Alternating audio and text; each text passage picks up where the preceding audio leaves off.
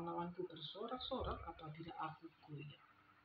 Tetapi aku kepada kasih setiamu aku percaya. Hatiku bersorak-sorak karena penyelamatanmu. Aku mau menyanyi untuk Tuhan karena Ia telah berbuat baik kepadaku. Amin.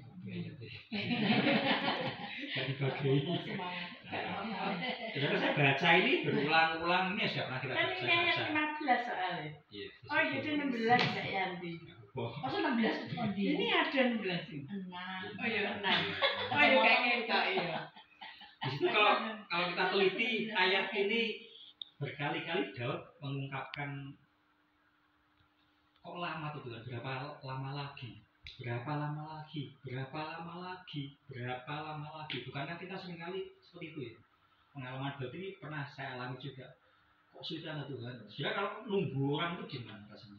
Capek. Sulit nanti juga 5 menit. Jadi widis pokoknya sekol. Kok sulit? Duh, kok guntek kan 15 menit guntek. Demi orang ngenteni itu semua normal ya. Senang nggak ngenteni? Gak senang. Jenuh. Bete. Apalagi gak janjinya nggak ditepati. Setengah jam aku sudah sampai di tempatmu, ternyata sudah 1 jam nggak nyampe. Usahanya macam-macam. Ini juga dialami oleh Daud ternyata. Daud itu juga merasakan Tuhan pertolonganmu ini kok sulit tenang loh. Kok berapa lama lagi Tuhan? Kok rasanya kok kamu sudah melupakan aku terus menerus dikatakan. Seolah-olah Tuhan itu sembunyi wajahnya. Kok sembunyikan wajahmu terhadap aku? Berapa lama lagi aku harus khawatir juga? Tuhan. Ini Daud ini meskipun pernah mengalami pengalaman dengan Tuhan, tapi dia secara manusia juga pernah mengalami yang namanya khawatir dan takut dan merasa Tuhan kok suwe tenan toh pertolongannya. Boro-boro saudara pernah mengalami pertolongan. Bisa-bisa Tuhan bisa tidak menjawab doa kita. Pernah nggak ngalami Tuhan tuh ternyata nggak jawab doa kita? Semua pasti pernah. Dulu awal-awal tuh saya pernah menemukan aku awal-awal melok Kristen kok rasanya kok gampang ya, doamu kok gampang ya. Biasa berjalannya waktu kok rasanya kok suwi Tuhan itu rasanya kok gak gampang soalnya kok uangnya tuh kudu piye tuh rasanya tenang gitu. Itu kudu piye tuh. Kadang-kadang kita menghakimi kita sendiri. Itu salah apa ya? Dosa apa ya? Ya kadang-kadang ya bukan kadang-kadang memang sebenarnya Tuhan tuh izinkan kita mengalami itu supaya Tuhan tuh gitu.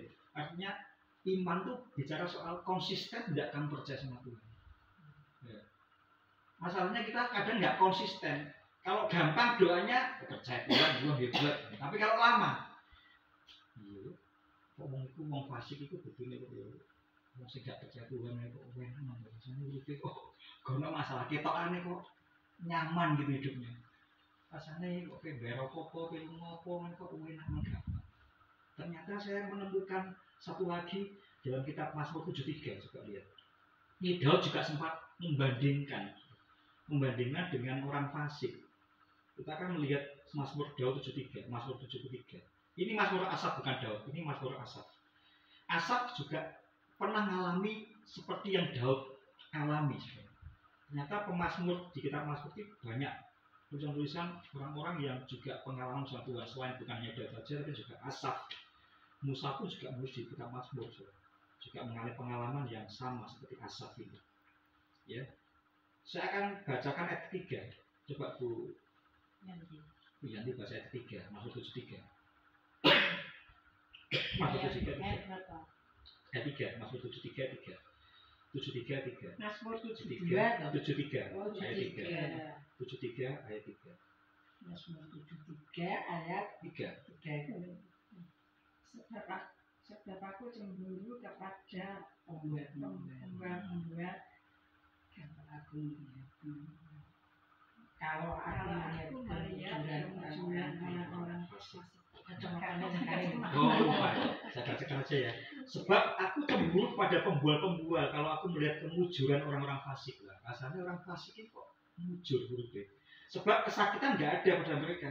Mereka sehat, gemuk tubuh mereka. Mereka tidak mengalami susah secara manusia dan mereka tidak kena tulah seperti orang lain. Nah, sampai akhirnya dia sempat ngomong sama Tuhan ayat 13. Ya percuma aku mempertahankan hati yang bersih. Ini ungkapan Asaf ayat 13. Sia-sia sama sekali kalau aku mempertahankan hati yang bersih dan membasuh tanganku tanda tak bersalah. Artinya ini padha wae nek ngono aku lha kok aku urip hidup kudus. Nek padha wae nasibku seperti itu. Nah, itu ternyata Asaf ini ada pada posisi jauh sama Tuhan. Kalau orang itu jauh sama Tuhan itu pastilah aneh-aneh, curiga sama Tuhan. Kenapa saya katakan itu? Ternyata kesaksiannya dia sampai dia akhirnya datang kepada Tuhan. Ayat ke-17 itu dia masuk ke tempat kudus. Dia melihat bagaimana kesudahan orang-orang fasik. Sepertinya kamuflase itu bahasa saya itu gampangnya di kamuflase. Ketokane. Ya, Asaf waktu itu masih belum dekat sama Tuhan. Ya, kalau orang itu jauh sama Tuhan, pastilah hidupnya itu selalu yang pertama pasti curiga sama Tuhan. Yang kedua kita selalu membandingkan dengan orang lain. Padahal Tuhan itu punya cerita masing-masing, itu kita punya cerita dengan Tuhan. Ya, bahkan Tuhan menguji kita. Bagaimana kamu tetap setia enggak ketika doamu belum dijawab sama Tuhan? Ketika belum mendapatkan tanda-tanda doamu dijawab, didengar oleh Tuhan. Apakah kamu tetap konsisten iman percaya pada Tuhan sampai akhirnya? Ya. Memang enggak gampang saudara. Kadang-kadang realita, saya katakan realita di tengah-tengah himpitan. Ya sekarang ini masa-masa katanya orang dunia bilangnya sepi, orang dunia bilangnya ekonomi lagi nyungsep, apalagi orang bilang banyak istilahnya bahasanya masa sulit. Kalau kita kata masa sulit itu sebenarnya bukan masa soal karena kita kekurangan uang, saudara. Tetapi itu kalau kita katakan masa sulit itu karena kita sudah tidak dalam kebenaran.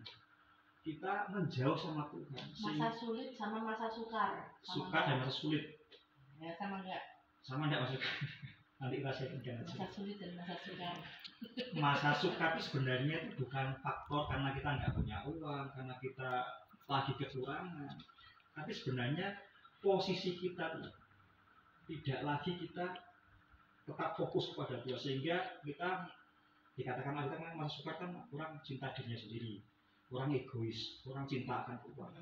Nah, itu karena kita sudah di luar kebenaran. Bukan masa-masa kita samakan dengan dunia ini. Kalau saya bilang tidak ada masa sukar dalam Tuhan. Kita tuh katakan kepala itu kan di atas. Kalau bahasa Yunani-nya itu ros gitu, bahasa kepala itu. Kamu diceritakan di berapa itu Ulangan 28 ya.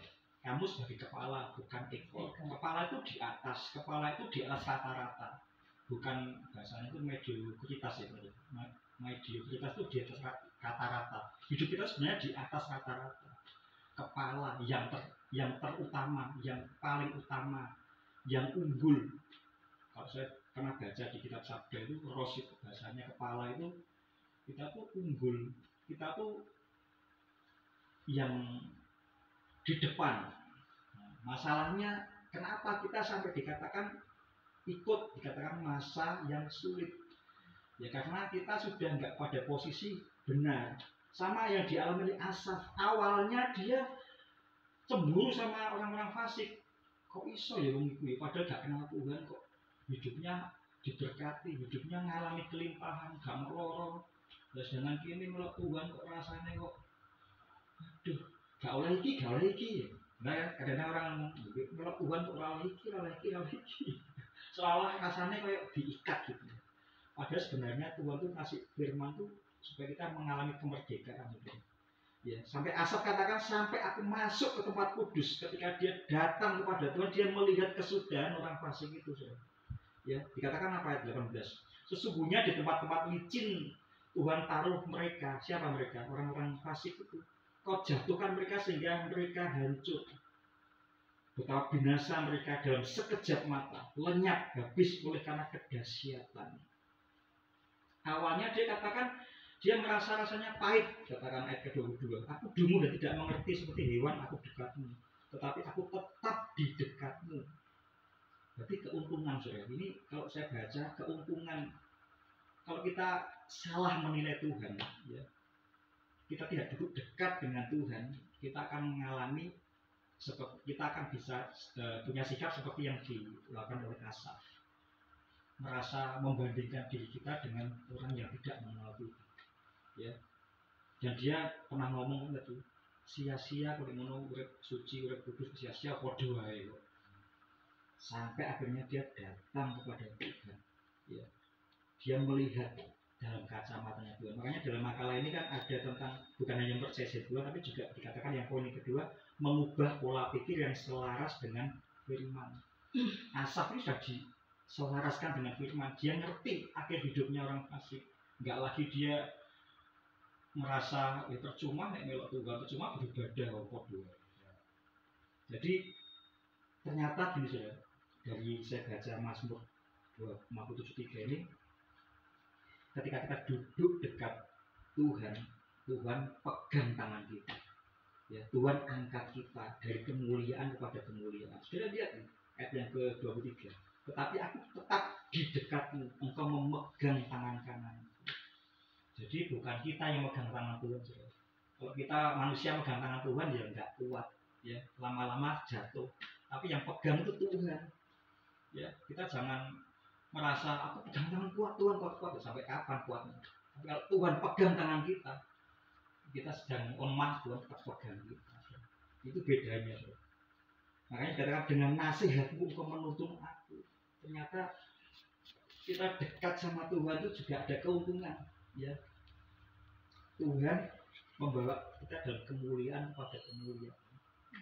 Terus sebab itu tetap kita terus hari-hari ini ayo kita semakin dekat sama Tuhan. Banyak merenungkan firman.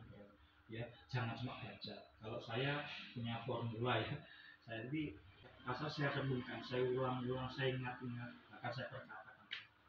Pastilah coba kalau sudah praktekkan seperti ini nanti sudah akan dapat sesuatu. Ya, percuma kita baca kalau nggak ngerti. Tapi kalau saya pengennya tuh baca dapat sesuatu. Ya, hari tadi pagi saya baca Mazmur 13 sama Mazmur 73 ini dapat banyak. Ya, cuma saya hubungkan dengan makalah FK ini, saya cuma ambil poin 2. Bagaimana kita mempercayai janji Tuhan itu lebih dari segala sesuatu. Segala sesuatu ya yang kita lihat, yang kita rasakan, yang kita alami itu seperti itu. Ya, bahkan firman Tuhan katakan di Yesaya 55:11, firman-Ku yang keluar dari mulutku tidak akan kembali dengan sia-sia, tapi ia akan melaksanakan apa yang ku kehendaki dan berhasil dalam apa yang kusuruhkan kepadamu. Jadi ketika kita merenungkan firman, nggak ada di Alkitab tuh baca firman, tapi yang paling banyak renungkan firman siang dan malam. Maka hidupmu akan berhasil dan bukan berhasil tapi untung itu loh. Yang penting beruntung gitu. Ya. Orang pandai tapi belum tentu beruntung loh. Loh, saya punya teman itu pernah saya saksikan nggak salah ya. Dia ngelamar di Pemda Tuban, dia kerja di masa Cirebon saya lupa berapa ratus yang melamar Pemda, cuma satu dia aja yang terima. Bayangkan berapa ratus yang terima cuma satu. Saya tanya ya, kok dari koneksi apa ya, tes murni itu. Ya itu jenis beruntung. Ya kayak gitu loh contohnya. Ya pinter. Orang lain lebih dari itu jadi dia biasa kok dia. Enggak. Anak pinter. Biasa. Terus rata-rata lah ngomongnya gitu papanya. Biasa rata-rata. Itu namanya beruntung ya gitu. Orang boleh pandai tapi kalau nggak beruntung ya kok dua.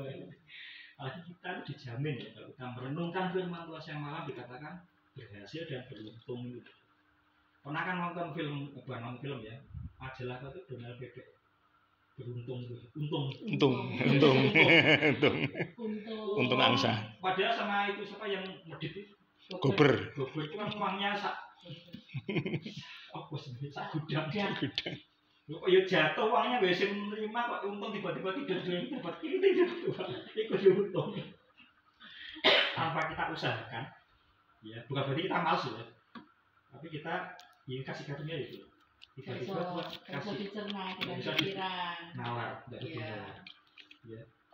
Makanya kita perlu yang kedua mengubah pola pikir dan lewat mana mengubah ya mau nggak mau ya renungkan firman untuk mengubah firman. Seperti Asaf ini kan dekat sama Tuhan, akhirnya dia melihat kacamatanya Tuhan dengan kacamatanya Tuhan. Oh ternyata tuh gini. Oh Allah ini tuh ternyata ya. Di tempat-tempat licin kok taruh orang fasik. Ya kesudahnya sudah dekat. Oke saya cuma dapat 2 ini, yang lainnya saya akan sharingkan.